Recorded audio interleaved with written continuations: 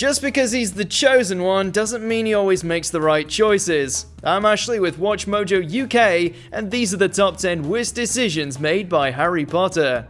Before we begin, we publish new content every day, so be sure to subscribe to our channel and ring the bell to get notified about our latest videos. For this list, we're looking at all the times that Harry made an impulsive or irresponsible decision that led to negative consequences. Hey everyone, just want to take a moment to shout out to today's sponsor, the mobile RPG Raid Shadow Legends. Raid is ranked in the top 3 RPGs on the Google Play Store with nearly 15 million downloads in just 6 months. And of course, it's free to play. This epic dark fantasy allows you to collect and customize over 400 champions with 1 million plus champion builds and assemble a team from 16 heroic factions. Discover 13 spectacular locations, raid with friends in a clan, or claim glory in the PvP arena. The choice is yours. Raid is adding more than 14 new champions every month, so there's always new warriors and strategies to play with. There's also progression rewards, like free champions, equipment, and other cool stuff just for learning how to play the game. Get extra rewards for each mission you complete, and once you complete all the missions, you'll unlock one of the best legendary champions in the game, the Arbiter. The game is growing super fast, and check out this cool roadmap from Raid, where they actually have huge plans for updates to the game for over 6 months. A new faction, a tag team arena feature, and even a new clan boss. So, there's really no time to get bored. Go to the video description, click the special links, and you'll get 50,000 silver and a free epic champion as part of the new player program to start your journey. Good luck, and I'll see you there. Number 10, stealing the flying car, Harry Potter and the Chamber of Secrets. Okay, so this was definitely a joint decision made by both Harry and Ron, but you'd think one of these two would have taken a second to question it. In Chamber of Secrets, Ron and Harry aren't able to get onto platform 9 3/4 because the passage has been blocked. Rather than, we don't know, waiting a couple of minutes for Ron's parents to get back, they decide to steal Mr. Weasley's Ford Anglia so they can fly it to school.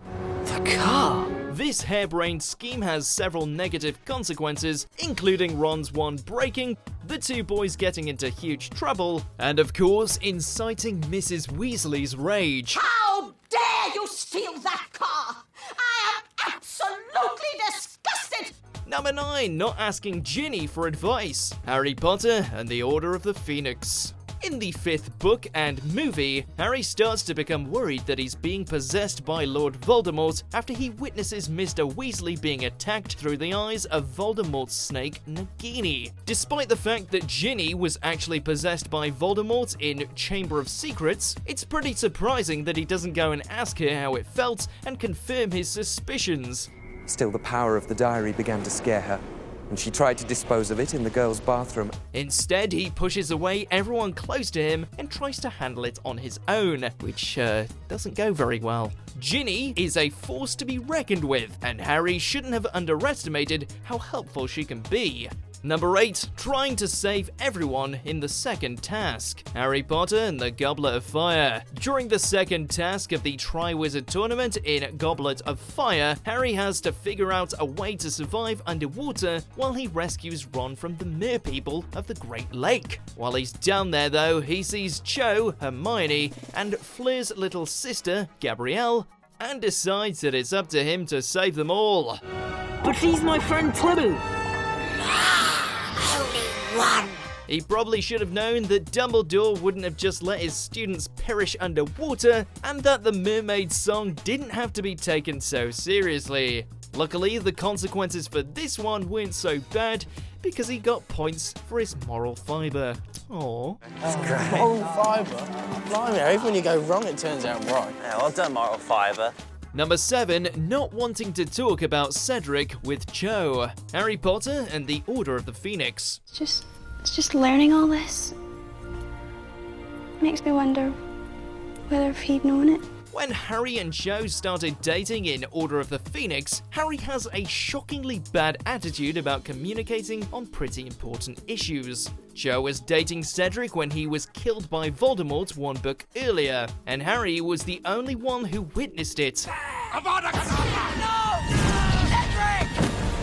Understandably, Jo is still emotional about her boyfriend being killed just months earlier, but Harry is totally unsympathetic and tries to shut the conversation down. We get it, he's only 15, but this is seriously insensitive. Luckily, Hermione is there to school the boys on their limited emotional range. One person couldn't feel all that.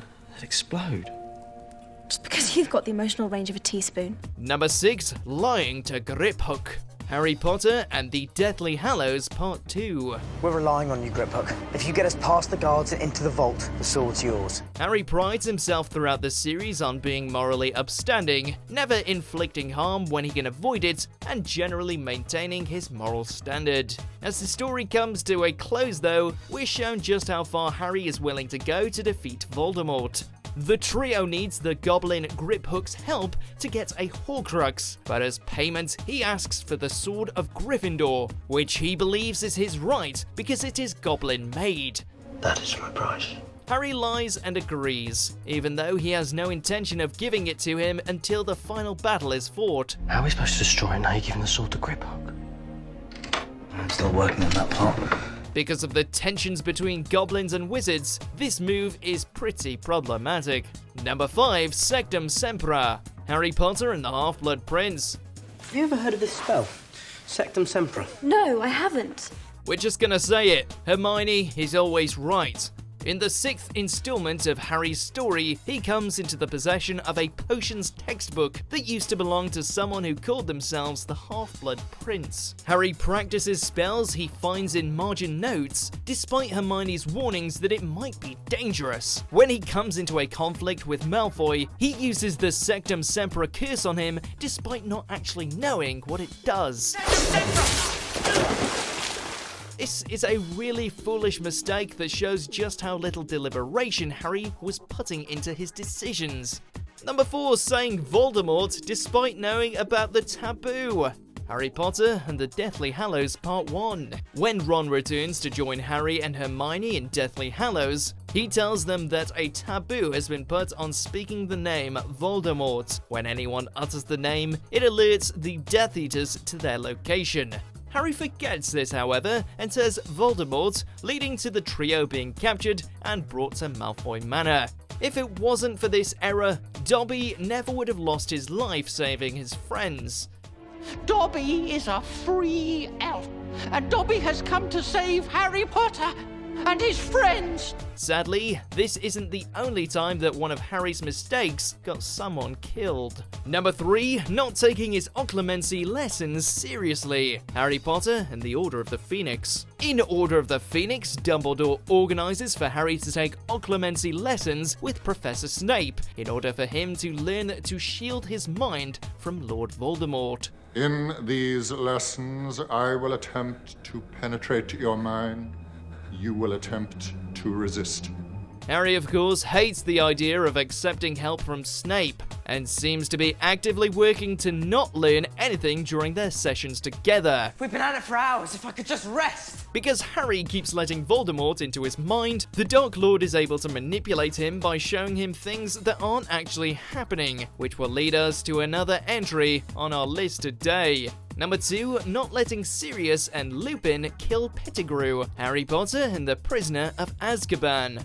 At the end of Prisoner of Azkaban, Harry is trying to be noble when he chooses to spare Wormtail from being killed by Sirius and Lupin. Should have realised, Peter, that if Voldemort didn't kill you, then we would.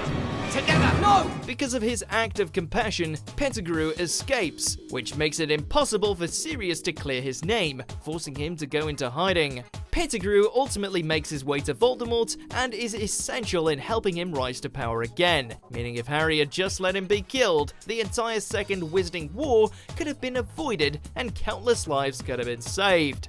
Good job. Number 1. Going to the Ministry of Magic. Harry Potter and the Order of the Phoenix. He should be here. Because Harry doesn't take his occlumency lessons seriously in Order of the Phoenix, Voldemort has access to his mind and can trick him into thinking events are occurring when they're actually total fabrications. This is what he does when he shows Harry a vision of Sirius being tortured at the Ministry of Magic, as Voldemort knows that Harry will feel the need to rush to his godfather's aid. What if Voldemort meant for you to see this? What if he's only hurting Sirius because he's trying to get to you? What if he is? It is, of course, just a trap, which Harry walks right into. This means Sirius has to come to save him, and tragically dies during the ensuing battle. Do you agree with our picks? Check out these other great clips from WatchMojo UK and subscribe for more great content.